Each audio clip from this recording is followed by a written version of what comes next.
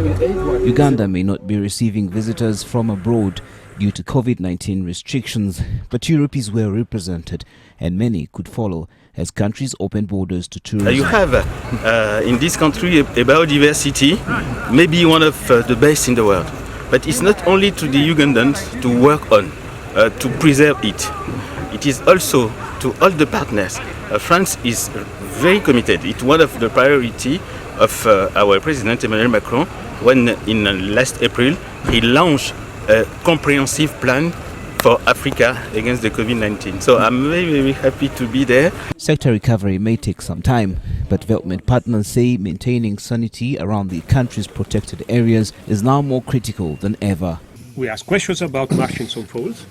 Why do we need to talk about building a dam in Murchison Falls? We ask questions about roads going through big roads going through national parks. Do we need big roads going through national parks?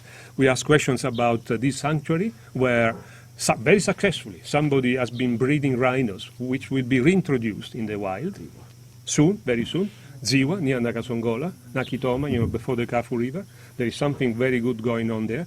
We ask questions about, it's not under the responsibility of the minister, but I understand the minister is ready to advocate to himself the issue of the Bugoma forest.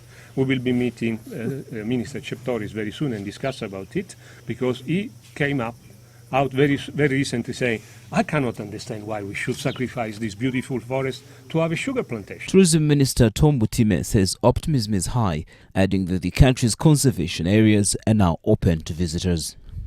At the Katunguru Park yesterday, we had 260 tourists reporting, isn't it, and coming to this area. So it means tourism now is on. Tourism is on. Visitors have started coming. Tourists are excited, and here we go.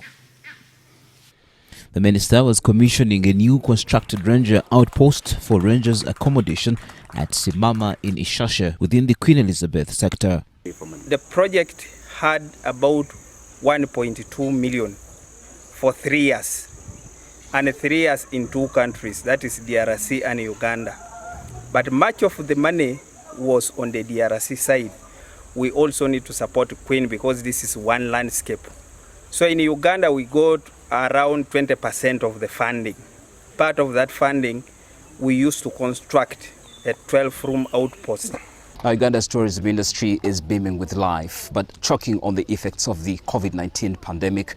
And this EU-funded outpost or ranger accommodation is only part of the solutions that will lift the industry from the shackles of the pandemic and the outbreak and what it did to businesses. But the industry has a host of challenges that it needs to urgently seek solutions to, according to development partners, such as the giveaway of forests to production of sugar, and of course Murchison Falls Dam, which is very controversial, and government is now planning to give it away for a development of a power dam. That and illegal wildlife trade could be part of the problems that need solutions right now in order to save the industry and start making money for the country again. Marco Musime, NTV Weekend Edition.